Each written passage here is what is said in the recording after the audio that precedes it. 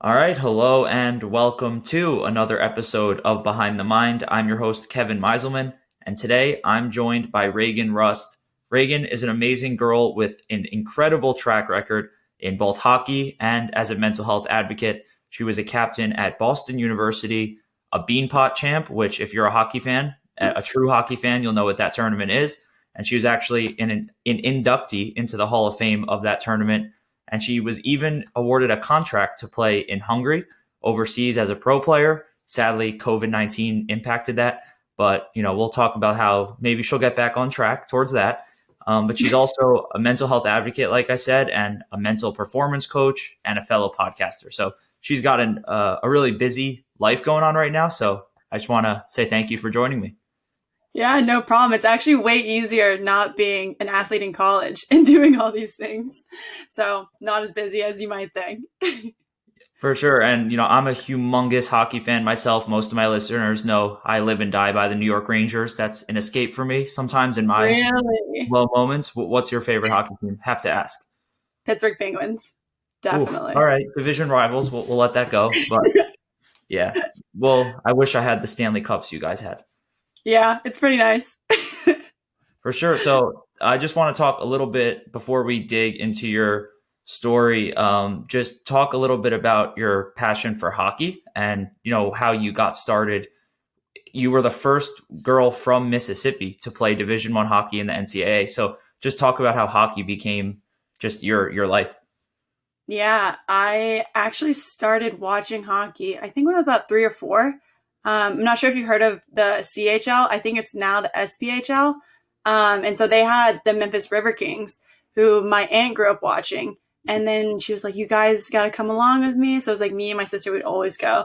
We have like jerseys and everything like that. We'd always go shake the hands, talk to the players. And then when I turned 5, they were like, oh, you guys got to come out. Like, we are starting a new rec league and there's going to be a ton of girls, all of that. My sister showed up and it was us 2 and one other girl and then like 30 little boys. And we were like basically hooked from there. We played in Mississippi until I'd say I was about 10 years old, so 5 years. And then we started playing in Nashville. We moved around. I moved around a lot. But after Nashville, my sister went to St. Louis to play AAA, and then I went to Pittsburgh to play AAA. And by I mean, like, we went there, like we were commuting back and forth from Mississippi. And so then throughout high school, I went and I did the commuting my 9th grade year. My 10th grade year, I went to prep school in Lake Placid, New York. That school is no longer around, but it was the most amazing experience living there, especially if you're a huge hockey fan like me with Miracle. I love that. And then I ended up building in Pittsburgh for 2 years for my last 2 years of high school. And then I went to RIT, played there for 2 years. I move around a lot. And then I went to Boston University and played my last 2 years of collegiate hockey there. That's cool. You mentioned Miracle. That's a movie for me in times when I need inspiration. I usually watch that before the hockey season starts. So I've been over to Lake Placid there. That's a really, really cool place to be. Mm-hmm. It's so beautiful. It's like such a small town. And especially in the wintertime, there's so much to do. Maybe not right now, but like, did you go to the Oval or like when were you there? I went through it for a summer camp trip. I was actually able to get my foot on the ice once, even though I'm not a hockey player. Basketball is my sport. I was able to get into the rink where it all happened. Yeah, it's such a sick rink. I love it. Mm-hmm. Yeah. I just want to talk hockey the whole time, but people are tuning in to mental health. Maybe if you are actually a Ranger fan and not a Penguins fan, you could join my Rangers podcast that I have. But hey, BU hockey coach, isn't he the head coach? Yeah, David Quinn. Yeah. See, all right, we're gonna bore the people who don't know hockey. So, talk a little bit about your mental health journey. I know you have such a passion for mental health. And everyone who I've had on this show, whether they're pro athletes, I had an ESPN reporter, everyone's story for why mental health becomes important to them is so drastically different. I find it so fascinating. So just talk about how it started for you and how you got the awareness about this issue. Yeah, so I actually grew up around mental health. I didn't know that it was affecting me when it was. So like my dad's dad had really bad depression. My uncle had really bad depression and anxiety. And then my sister was actually diagnosed with depression, bipolar, anxiety, all of that. And so I didn't really put those pieces together until college. So like I'm telling you it how I see it now. Mhm. But when I was in ninth grade, like the conversation wasn't big yet. I think that was like 2011. And nobody was really talking about it. And I was super, super sad. Like I don't know. I was doing so much. I was kind of overachieving. And I think that's what led to my downfall. I was playing 5 sports. I was captain on my teams. I was president of my class, valedictorian, all those things. And like it started to take a toll on me. And so I didn't really know how to talk about that, but like I started to isolate myself. Like I wasn't going to lunch anymore. I was just like sitting alone in my science teacher's class. I think I stopped going to like hang out with all my friends. The only time like I would go out was just to play sports. And like thankfully I was playing sports like 5 hours a day. And so I was forced to be out. But like whenever I was home, I was just like crying in my room. And I did notice it was a problem, but I didn't know what to do about it back then. And so I kind of just suffered in silence. And like I was one of those people that was like a super happy person where like I'm always smiling and happy and laughing. And like so I was able to fake how I was feeling. But on the inside, like I was just really down. And I was thankful to go to prep school my 10th grade year because like that's when I started to see changes in myself. Like I kind of got to reinvent myself, and being there with those girls, like you're on a team, you're like 15 with 18-year-old girls, and like they've actually been through things. So they like to talk to you. They like to teach you what they've learned. And so that year helped me progress a lot with like understanding myself and like my mental health in general. And then when I was in 11th grade, I started to go through a bad spurt again, because I had moved, like I'm on to my 3rd, 4th high school at this point. And I remember like I reached out to my mom and I just told her, I was like, look, I need a psychologist. I need someone to talk to. And she goes, well, why can't you talk to me? I was like, that's not what I'm saying. Like, I've never really talked to you before about these things. Like I need professional help. And then like, I remember my sister was a huge advocate for me for that. Cause, she is 30 years old. I'm 23. So there's like a 7.5 year difference. And she was like, are you kidding me? Like you just had a daughter reach out for help and you're not going to help her. Like you need to get her someone right now. And so thankfully, like I had her to push back on my mom. And, I ended up getting a psychologist, sweetest lady ever, like helped me so much. And I was super grateful for that. And like, I want to like put a disclaimer out there. Like my mom did not know anything really about mental health until me and my sister went through it. And so like, I can't blame her at all for like how she reacted, because like, if you don't know, you don't know, but when you know better, you do better. And like, she's been so much better ever since I told her that first time. So then that didn't stop there. It actually continued throughout college. And I played my first 2 years RIT. I started to just like feel like I wasn't being my best self again. There was a lot of stuff going on with like the coaches, the team, the school, everything like that. And I was like, okay, like I need to get out of here. And so I ended up transferring to BU, which I'm super grateful for getting that opportunity because not many transfers get that. And I finished my sophomore year. I had about a week in between my last exam at RIT and my first class, summer class at BU. And things were going well. I was like fitting in with the team. I really liked the girls, but like I just had this anxiety inside of me for weeks. And like I couldn't sleep. I was waking up at like 4 a.m. before our 6 a.m. workouts. And like I was going to bed at like midnight or 1 a.m. And so like I was just draining myself over and over. And I realized then that like I had to reach out for help again because I was crying on my bathroom floor. And I was like, this isn't normal. And I know that I'm depressed. I know that I need help. I don't know what to do this time around though.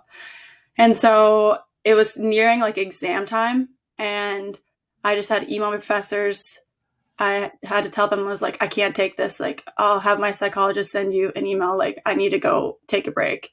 And so I'm thankful for BU and how they responded. My coaches were like, take the day, take whatever you need. My trainer was like, we can talk whenever you get back. Don't even worry about explaining yourself. And I was just like, wow, I've never been met with this before. Like actually people that are supportive. And so I'm super grateful that I made it through that, because as you can see, after that year, like a lot of things changed. Like I got voted captain. We won a Beanpot. Then I got inducted. It was just like, if I hadn't had those supportive coaches and teammates, none of that would have happened at all. So that's a little bit about my story. It's kind of long. No, it's an amazing story, and clearly you're a podcaster, because anytime I thought, wow, I'll have a follow-up question, you covered it in one rant. So thank you for making my job easier right now. But that really is amazing. And wow, there's so many things you said that I could, speak to there. I thought the part where you're talking about how your family learned to support you and how it's not just always easy, but that's something that anyone listening to this could take away, is if mental health isn't talked about in their family, doesn't mean you should just give up and think that no one will understand you. I've had people reach out to me and say, it has happened due to just the conversation, and it's a difficult conversation to have. But once you take that step and take the discomfort and kind of run with it and just hope for the best that your family is going to support you. And if they don't support you, find someone else that's going to support you. That's the only way to get better and, truly find ways to help yourself. And, people who struggle with mental health, the ones who get through it often thrive more than other people because they're stronger and wiser for it. And I'm sure you agree with that. Yeah, definitely. And I've had a lot of girls reach out to me that are like in high school, and they're like, I'm really scared to talk to my parents. And they'll tell me about their depression, their eating disorders, how like they're too scared, like they have social anxiety. And I'm like, you have to have this conversation. And like I lay it out for them, like the things that they should say, have research on hand, like tell them why you need to get this, because they may not know. And they said that it has helped them immensely. Like one girl that was suffering with confidence, she told me that like her dad was wondering like, why aren't you as confident on the field as you used to be? And she was like, oh, I don't know. And then she told me that she just didn't know how to tell him. And when she told him after like we had spoke, she was like, he's so supportive. Like he wants to help me become more confident. I'm just like, yes, you just have to start with that first conversation. And like, it's hard. And what you just said, that I'm sure makes you feel better when you can help people. And clearly that's something you're doing professionally now. You're the creator, founder, whatever you want to call it. I'm not sure exactly, but of what's called PACE Mentorship, which you are helping and empowering young girls. I don't know if it's specifically athletes, if you want to talk about what you do, but I'm sure that's just been so key for your mental health, because as you know, finding ways to be meaningful in this world is a huge way to combat feelings of anxiety, stress, loneliness, the whole list. I think finding meaning and loving what you do is really important. Yeah, purpose is huge. And I was actually talking to someone last week about this, where they said pain becomes your purpose. And the amount of pain that I felt from all the mental health issues is like, yeah, that's actually my calling, I think. And so with the PACE mentorship, I've just been helping hundreds of girls. Like they've been reaching out like crazy. Yeah, TikTok, man. I posted a TikTok about creating a female athlete community. And so that's actually in the works. I just finished the website last night, so hopefully I'll be launching within the next week or two. That's called the Female Athlete Society. And it'll be a place where female athletes of all ages can connect with other female athletes around the world. They can get resources for mental health, for nutrition, for training, all that stuff. And then there'll be like one-on-one, or not one-on-one, group coaching to make it more accessible to more people, where they can just like ask any question that they have. So basically what I've been doing, but like more on a scale. But yeah, that's a little bit about what I'm doing right now. That's so cool. And the pain with purpose thing can't resonate more with me. That's, I struggled with mental health as a kid.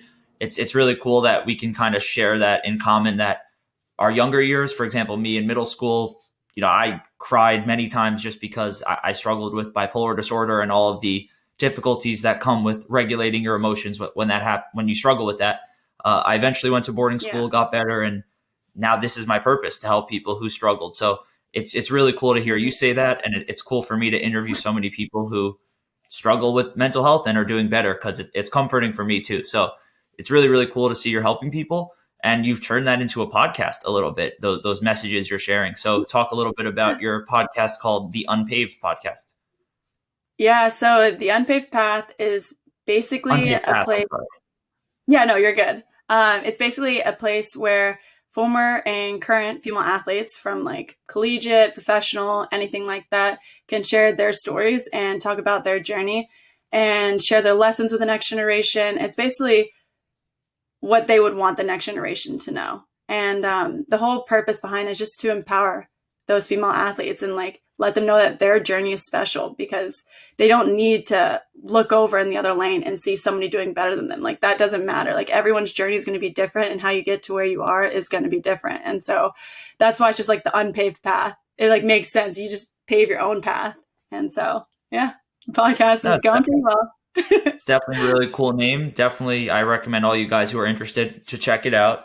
I want to talk a little bit about how your mental health may or may not have been impacted by COVID-19. That's something that in a lot of my recent episodes I'm trying to discuss because it's timely, it's what's important. And clearly you went through a whole mental health journey. You talked about that, but just like me, I'm sure that just like everyone else who struggles with anxiety or stress at times and certain insecurities and everything, a new challenge like this can be really overwhelming.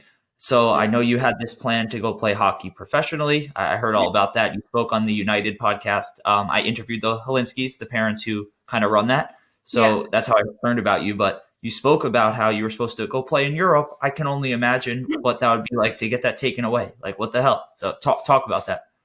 Yeah, I don't know. I've definitely had a tough time this year. Not as tough as like recent years, but I would say I've been looking more on just being grateful than anything at this point.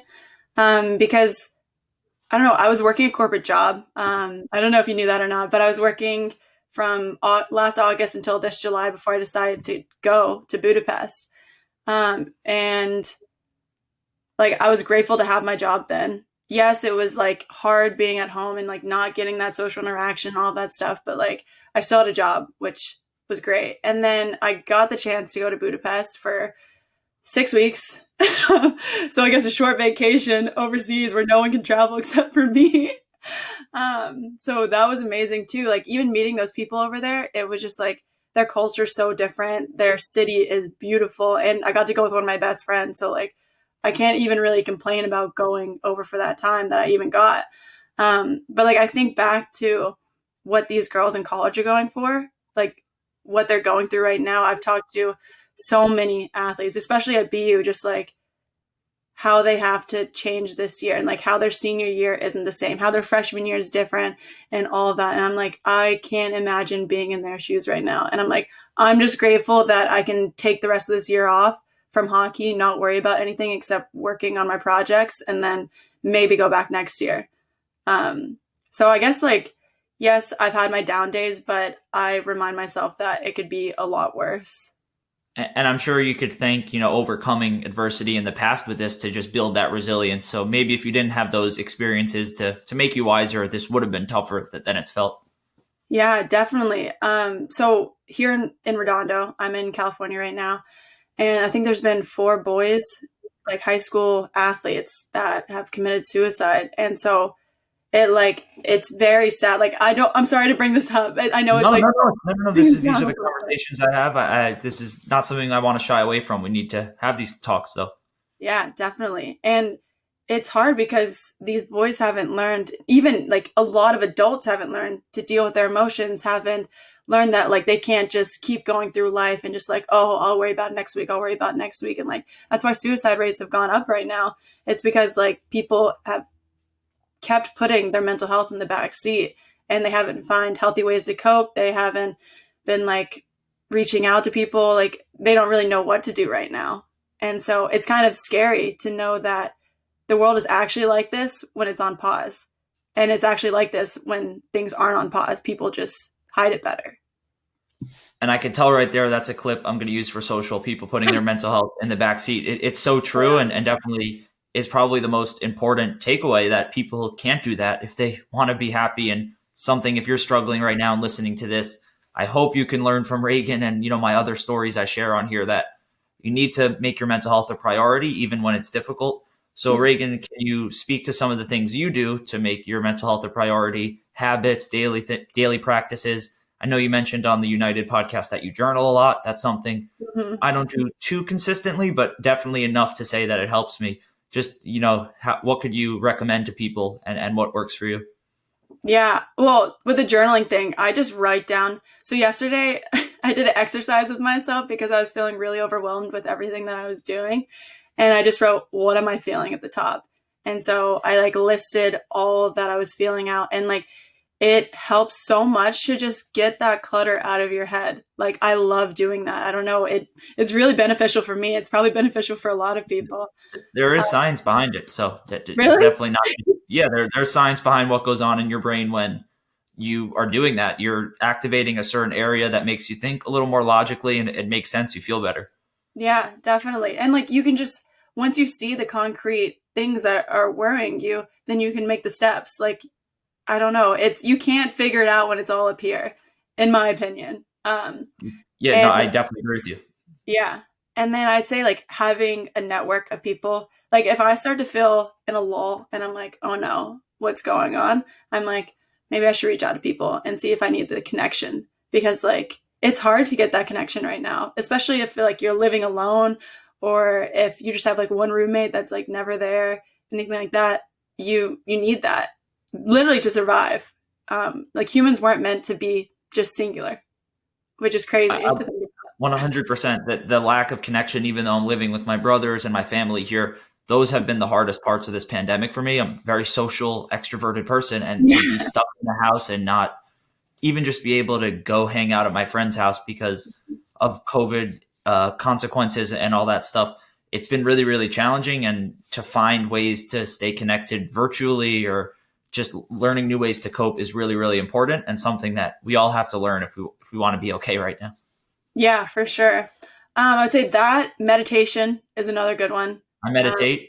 Do you Respect. meditate? Hmm. Yeah. Big Yeah. proponent. My brother got me into it.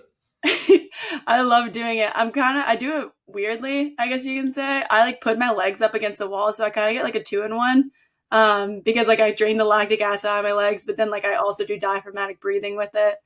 I know And the diaphragmatic breathing. I don't know I know lactic acid is. I understand that, but did not think that could even relate to meditation. So what is that? well, when you put your legs up against the wall, you know how like everything comes down your legs, like all the blood Yeah. and stuff.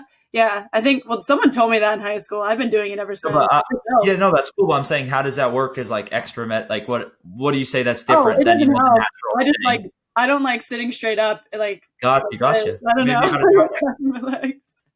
No, I got to try that.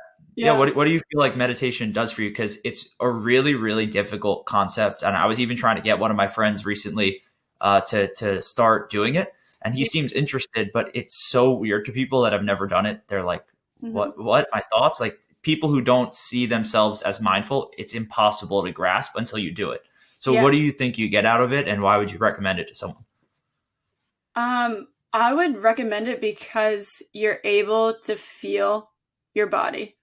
I like, it's when you do it, you'll understand what I'm saying. But like whenever I'm breathing and I'm just like counting in 1, 2, 3, 4, 5, 1, 2, 3, 4, 5, and letting it out, I start to like ask myself questions. Like I know some people use it just to like make their thoughts go blank. I don't do it that way. I just do it my own way. And as I'm doing that, I'm like, okay, where's the energy in my body right now? And sometimes if like I'm nervous about a presentation, or if I'm nervous about talking to someone, I like will feel where that energy is, and I just like I basically talk myself through it. I'm like, okay, you're not actually scared. You're just like scared to make a fool of yourself. Like you're going to be fine. And so basically being able to talk to yourself is very beneficial, because I don't know, whenever you're on Zoom calls all the time, like you don't get that one-on-one time that you actually need to recoup. And like I'm kind of an introvert but extroverted.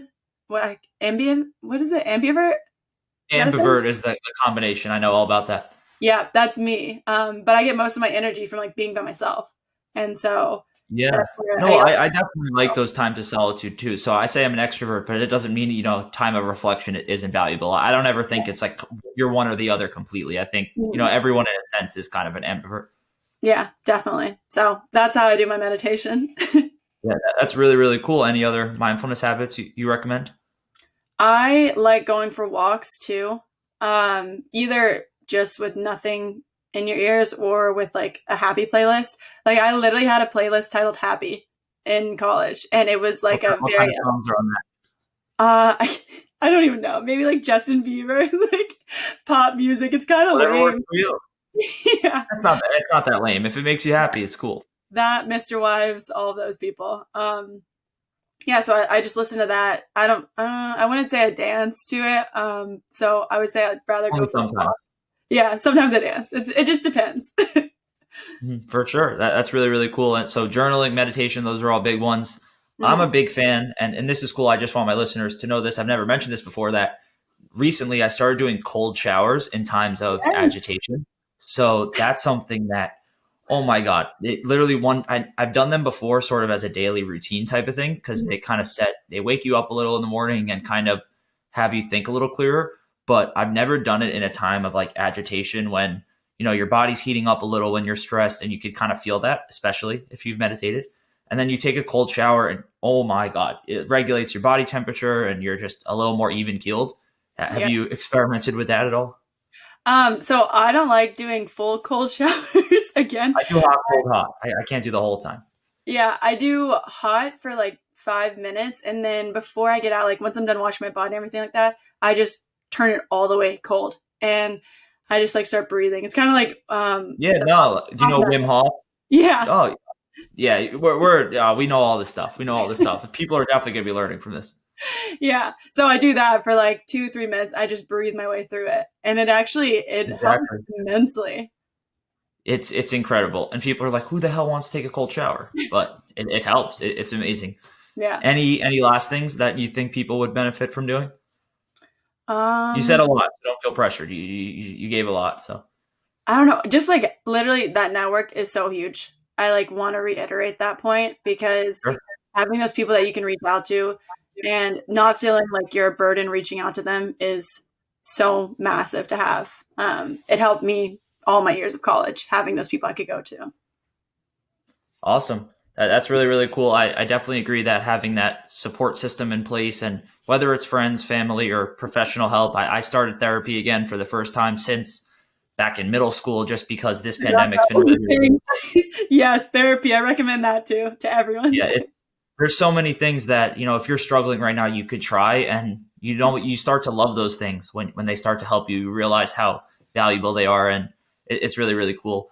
There's another little thing you mentioned on the United podcast that luckily I was able to use for some inspiration for things we could talk about.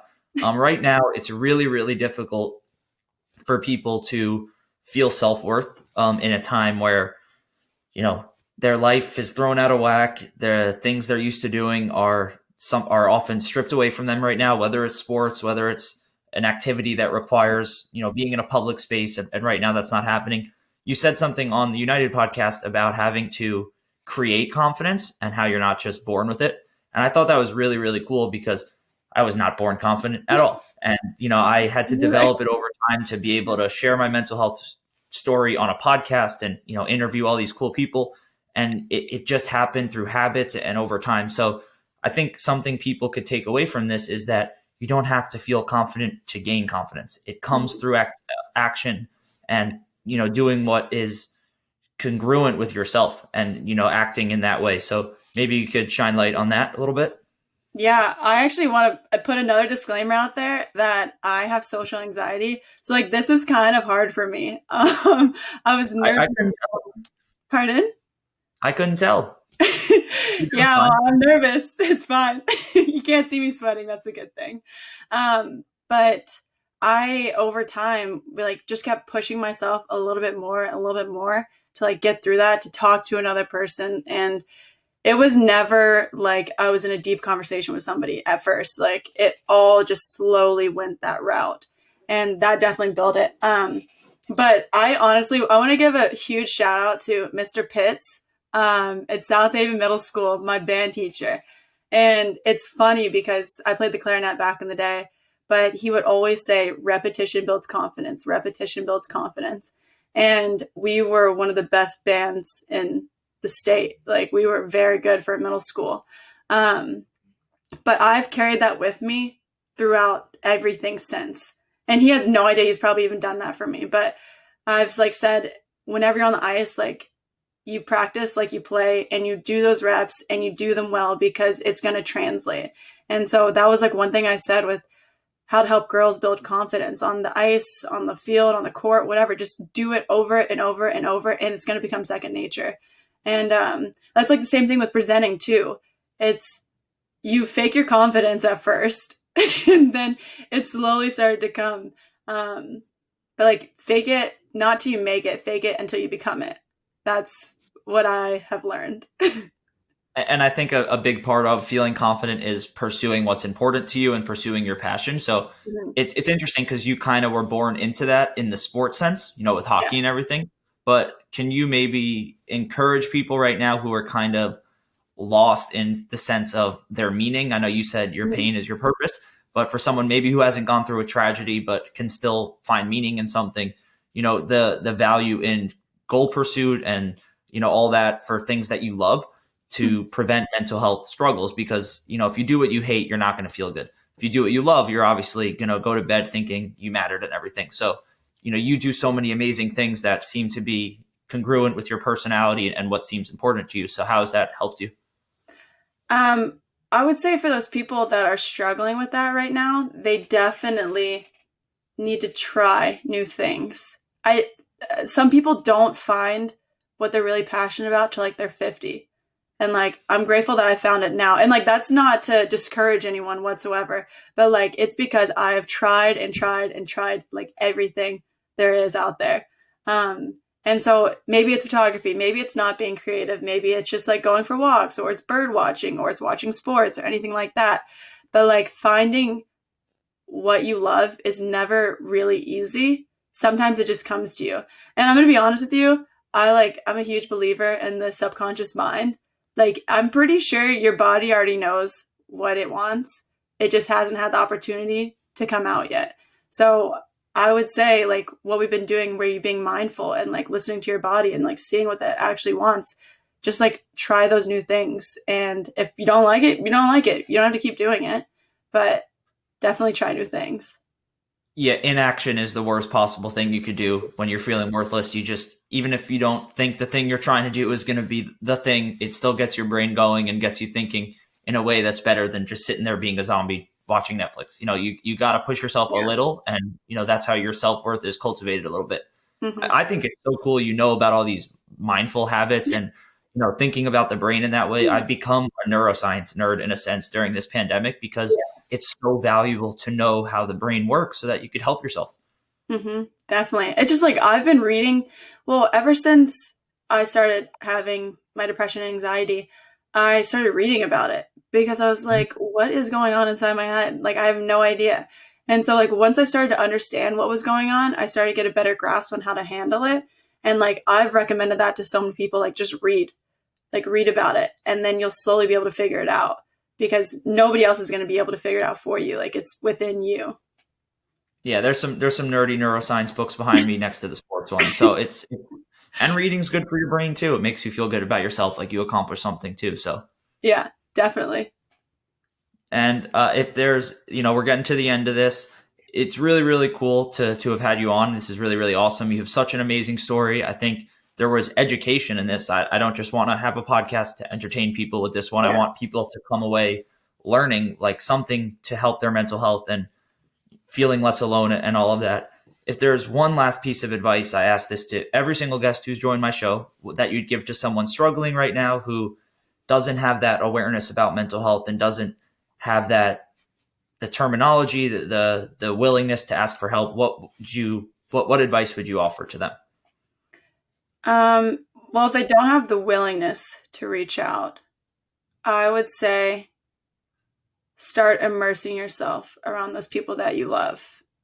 And like, if you're not sure who loves you, start making new friends. But I would say like the biggest thing is to just say something. You don't even have to say that like, I'm depressed. You don't have to say I'm sad. You don't even have to say I need help. You just have to say something like, hey, I'm not feeling too great today. And it doesn't even have to be about your mental health. It doesn't have to be about depression. It doesn't have to be about whatever. You just have to say something. Start the conversation, because like you're the only one that knows what's going on inside your body. You can't expect other people to reach out. Like they can notice the signs, but like at the end of the day, it comes down to you. And I think just like giving yourself that power back and like being able to reach out is really important, especially in these times, because I think everyone's struggling a little bit. And even if it's just you trying to encourage someone else, like that might help you. All right. Thank you so much, Reagan. I think that's great advice. Thank you so much. It's been really, really cool to have another awesome guest on my show. Go check out her podcast, The Unpaved Path, and all the other amazing work she's doing. Just a Google search will do it. She's got some awesome stuff going on. Thank you so much. Thank you.